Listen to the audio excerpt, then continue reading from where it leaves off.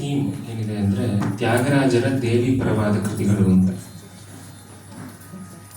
ಈ ವಿಚಾರ ಕೇಳಿದ ತಕ್ಷಣ ಒಂದು ಪ್ರಶ್ನೆ ಬರಬಹುದು, ತ್ಯಾಗರಾಜರು ರಾಮಭಕ್ತರಲ್ಲೇ ದೇವಿ ಪರವಾದ ಕೃತಿಗಳನ್ನು ಮಾಡಿದಾರ ಅಂತ ಒಂದು ಪ್ರಶ್ನೆ ಹಾಕ್ಕೊಂಡ್ರೆ, ತ್ಯಾಗರಾಜರು ರಾಮ ಏನ ದೇವತೆಗಳು ಯಾವ ದೇವರ ಮೇಲೆ ರಚನೆ ಮಾಡಿದ್ದಾರೆ ಅಂತ ನೋಡೋದಾದರೆ ಈಶ್ವರನ ಮೇಲೆ ರಚನೆ ಮಾಡಿದ್ದಾರೆ. ದೇವಿಯ ಬೇರೆ ಬೇರೆ ಸ್ವರೂಪಗಳಾದ ಪಾರ್ವತಿ, ತ್ರಿಪುರ ಸುಂದರಿ, ಧರ್ಮ ಸಂವರ್ಧಿನಿ, ಸೀತಾಮಾತೆ ಹಾಗೂ ಲಕ್ಷ್ಮೀ ದೇವಿ ಮೇಲೂ ಕೂಡ ರಚನೆಗಳನ್ನು ಮಾಡಿದ್ದಾರೆ.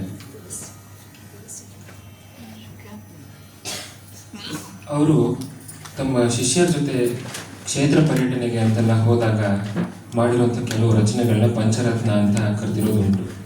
ತಿರುವಟ್ಟಿಯೂರಿಗೆ ಹೋದಾಗ ತಿರುವಟ್ಟಿಯೂರಲ್ಲಿ ಆ ಕ್ಷೇತ್ರದಲ್ಲಿರುವಂಥ ತ್ರಿಪುರ ಸುಂದರಿ ದೇವಿ ಮೇಲೆ 5 ರಚನೆಗಳನ್ನು ಮಾಡಿದ್ದಾರೆ. ಅದರಲ್ಲಿ ಎರಡನ್ನು ಇವತ್ತು ಪ್ರಸ್ತುತಪಡಿಸ್ತಾ ಇದ್ದೀನಿ.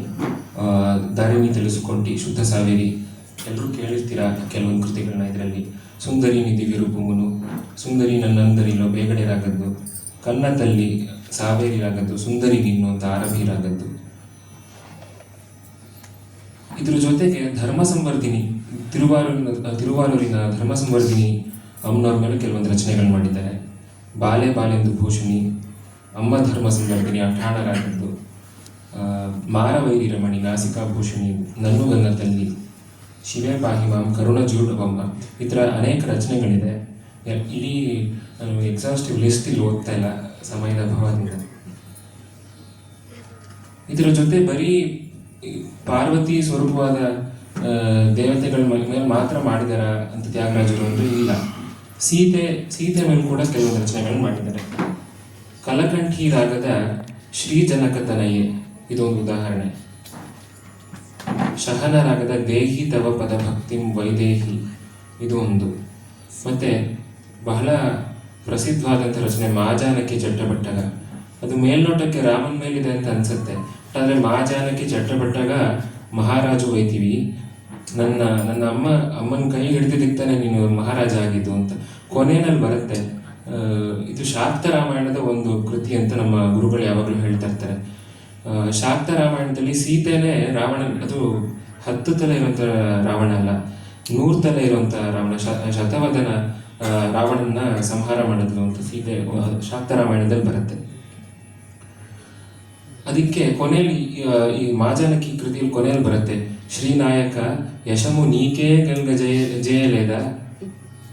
ಸೀತೆನೇ ರಾವಣನ ಸಂಹಾರ ಮಾಡ್ಬೋದಿತ್ತು, ಆದರೆ ಯಶಸ್ಸು ಕೀರ್ತಿ ನಿಮಗೆ ಸಿಗ್ಲಿ ಅಂತ ಮಾಡಲಿಲ್ವಾ ಸೀತೆ ಅಂತ ಸೀತೆಯ ಮಹಿಮೆ ಹೇಳುವಂಥ ಒಂದು ರಚನೆ.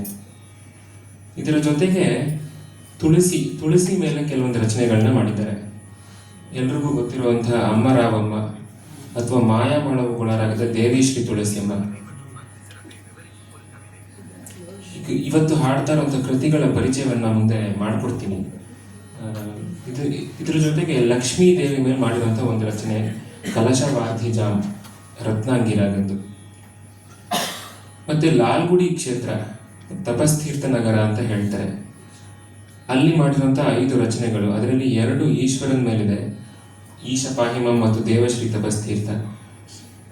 3 ಅಮ್ಮನವ್ರ ಮೇಲಿದೆ. ಅಲ್ಲಿರುವಂಥ ಅಮ್ಮನವ್ರ ಹೆಸರು ಮಹಿತ ಪ್ರವೃದ್ಧ ಶ್ರೀಮತಿ. ಅಲ್ಲಿ ಮಾಡಿರುವಂಥ ರಚನೆಗಳು ಲಲಿತ ಶ್ರೀ ಪ್ರವೃದ್ಧೆ, ಆಮೇಲೆ ಮಹಿತ ಪ್ರವೃದ್ಧ ಕಾಂಬೋಜಿರಾಗದ್ದು, ಗತಿ ನೀವನಿ ತೋಡಿರಾಗದ್ದು. ಇದರ ಜೊತೆಗೆ ಬಿಡಿ ಆದಂಥ ಕೆಲವೊಂದು ರಚನೆಗಳು ಸಿಗುತ್ತೆ. ಕಾಮಾಕ್ಷಿ ಮೇಲೆ ಮಾಡಿರುವಂಥ ವಿನಾಯಕುನಿ ಮಧ್ಯಮಾವತಿದು, ಆ ಥರ ಕೆಲವೊಂದು ಹುಡುಕ್ತಾ ಹೋಗ್ಬೋದು. ಇದೆಲ್ಲ ಸೇರಿಸಿದ್ರೆ ಒಂದು ದೊಡ್ಡ ಪಟ್ಟಿ ಮಾಡಿದ್ರೆ ಏನಿಲ್ಲ ಅಂದ್ರೂ ಒಂದು 50 ಕೃತಿಗಳು ಸಿಗ್ತಾ ಹೋಗುತ್ತೆ ಅನ್ನೋರ ಮೇಲೆ ಮಾಡಿರೋಂಥದ್ದು. ಇನ್ನು ಇವತ್ತು ಪ್ರಸ್ತುತಪಡಿಸ್ತಾ ಇರುವಂಥ ರಚನೆಗಳು ದೇವಿ ಶ್ರೀ ತುಳಸಿಯಮ್ಮ ಮಾಯಾಮಾಳವುಗಳಾಗದ್ದು. ಇದರಲ್ಲಿ ತುಳಸಿ ಮಹಿಮೆಯನ್ನು ಹೇಳ್ತಾ ಹೋಗ್ತಾರೆ. ಚರಣದಲ್ಲಿ ಬರುತ್ತೆ, ನೀವು ಲೇಖ ಶಂಕರ ರಮಾರಮಣುಲು ನೀರಜ ಜಾದುಲು ವಲ್ಲರಕ. ಬ್ರಹ್ಮಾದಿ ತ್ರಿಮೂರ್ತಿಗಳು ಕೂಡ ನಿನ್ನ ಮಹಿಮೆಯನ್ನ ಅರಿತುಕೊಳ್ಳೋಕ್ಕೆ ಸಾಧ್ಯ ಇಲ್ಲ, ಅಷ್ಟು ದೊಡ್ಡ ಮಹಿಮೆ ನಿಂದು ಅಂತ ಹೇಳ್ತಾ, ನೀವು ಲೇಖ ತೀರ್ಥಮು ಸೇವಿಂಚುಟ ನೀರನುಚುನು ವೇರಾಯನಾಟ. ತೀರ್ಥ ಅಂತ ಕರಿಬೇಕು ಅಂದ್ರೆ ಅದ್ರಲ್ಲಿ ತುಳಸಿ ಇರಬೇಕು, ತುಳಸಿ ಇಲ್ಲ ಅಂದ್ರೆ ಅದು ಬರೀ ನೀರಾಗೋಗುತ್ತಲ್ಲ ಅಂತ. ನೀವು ಲೇಖ ತ್ರಾಸುನು ಶ್ರೀ ಹರಿ ಸರಿ ಸರಿ ನಿಲ್ವಕ ಪೋಯಿನಟ. ಇದು ಶ್ರೀಕೃಷ್ಣ ತುಲಾಭಾರದ ಒಂದು ಕಥೆಯ ಉಲ್ಲೇಖ. ತ್ರಾಸುನು ಅಂದ್ರೆ ಆ ತುಲಾಭಾರದ ತಕ್ಕಡಿ ಏನಿದೆ, ಶ್ರೀ ಹರಿ ಸರಿ ನಿಲ್ವಕ ಪೋಯಿನಟ, ಕೃಷ್ಣನ ಸರಿ ಹೊಂದಬೇಕು ಅಂದ್ರೆ ಆ ತುಳಸಿ ಹಾಕಿದ್ಮೇಲೆ ಆಗಿದ್ದು ಅಂತ ಆ ಕಥೆಯಲ್ಲಿ ಬರುತ್ತಲ್ಲ, ಆ ಕಥೆಯ ಉಲ್ಲೇಖ ಆಗಲಿ, ಅಥವಾ ನೀವು ಲೇಖ ವನಮಾಲಿನಿ ಬಲ್ಕುಮ, ತುಳಸಿ ಇಲ್ಲ ಅಂದ್ರೆ ವನಮಾಲಿ ಅಂತ ಕರೆಯಕ್ಕೆ ಸಾಧ್ಯನಾ? ಇದರ ತುಳಸಿ ಮಹಿಮೆ ಹೇಳುವಂತ ಒಂದು ರಚನೆ. ಸುಂದರಿ ನನ್ನಂತರಿಲೋ ಬೇಗಡೆರಾಗದ್ದು. ಇದರಲ್ಲಿ ವಿಶೇಷವಾಗಿ ನಾವು ಕಾಣುವಂಥದ್ದು ಚರಣದಲ್ಲಿ ಬರುವಂತ ಪ್ರಾಸ. ಬಾಲೆ ಪಾಲಿತ ಸುರ ಜಾಲೆ ಗಮನಜಿತ ಮರಾಳೆ ಸ್ವಕೃತಾಖಿಲ ಲೀಲೆ ತಿಲಕಾಂಕಿತ ಭಾಲೆ ಬಾಲೆ ನೀ ಭಕ್ತಿಯು ಮೇಲೆ ನೀ ದಯರಾದೇಲೆ ತಲ್ಲಿ ತ್ರಿಪುರ ಸುಂದರಿ ನನ್ನಂತರಿಲು.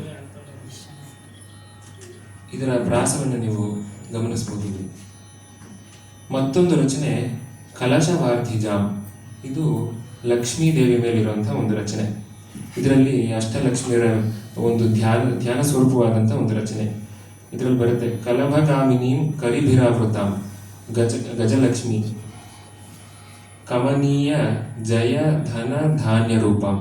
ಜಯಲಕ್ಷ್ಮಿ, ಧನಲಕ್ಷ್ಮಿ, ಧಾನ್ಯಲಕ್ಷ್ಮಿ, ಕನಕಾದಿ ಧೈರ್ಯಲಕ್ಷ್ಮಿ ಸ್ವರೂಪಂ, ಕಮಲಾಂ ಮಹಾಸಂತಾನ ರೂಪಂ ಸಂತಾನಲಕ್ಷ್ಮಿ, ಕಮಲಾಲಯಾಂ ತ್ಯಾಗರಾಜ ಮೋಕ್ಷ ರೂಪಂ, ಕೊನೆಗೆ ಮೋಕ್ಷಲಕ್ಷ್ಮಿ.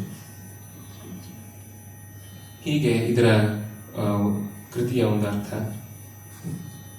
ಮುಂದಿನ ರಚನೆ ಅಮ್ಮ ಧರ್ಮ ಸಂವರ್ಧಿನಿ. ಅದರಲ್ಲೂ ಅಷ್ಟೇ ಚರಣದ ಭಾಗ ಹೇಗಿದೆ ಅಂದ್ರೆ, ಧಾತ್ರಿ, ಧರನಾಯಕ ಪುತ್ರಿ, ಈ ಥರ ಸಾಹಿತ್ಯ ಬರ್ತಾ ಹೋಗುತ್ತೆ. ನಾನು ಹಾಡ್ಬೇಕಾದ್ರೆ ನೀವು ಪ್ರಾಸ ಗಮನಿಸ್ಬೋದು. ಮುಂದಿನ ರಚನೆ ಅದು ಮಾರವೈರಿ ರಮಣಿ, ಧರ್ಮ ಸಂವರ್ಧಿನಿ ಮೇಲಿರುವಂತಹ ಒಂದು ರಚನೆ. ಆಮೇಲೆ ದಾರಿನಿ తెలుసుకొంటి, ಅದರಲ್ಲೂ ಅಷ್ಟೇ ಬಹಳ ಶ್ಲೇಷೆಯಾಗಿ ಸಾಹಿತ್ಯನ ಬಳಸಿದ್ದಾರೆ. ದಾರಿನಿ తెలుసుకొంటి ತ್ರಿಪುರ ಸುಂದರಿನಿ తెలుసుకొంటి ಅಂತ ಬರುತ್ತೆ. ಆಮೇಲೆ ಮುಂದಿನ ಒಂದು ರಚನೆ ಶ್ರೀ ಜನಕ ತನಯೆ, ಕಲಕಂಠಿ ರಾಗದ ಒಂದು ರಚನೆ, ಸೀತೆಯ ಮೇಲೆ ಈಗಲೇ ಹೇಳಿದ್ನಲ್ಲ ಅದು. ನಂತರ ಒಂದು ರಾಗತಾನ ಪಲ್ಲವಿ, ಕಲ್ಯಾಣಿ ರಾಗದಲ್ಲಿ. ಪಲ್ಲವಿಯ ವಿವರಣೆ ಮುಂದೆ ಹೇಳ್ತೀನಿ. ಈಗ ಕಚೇರಿ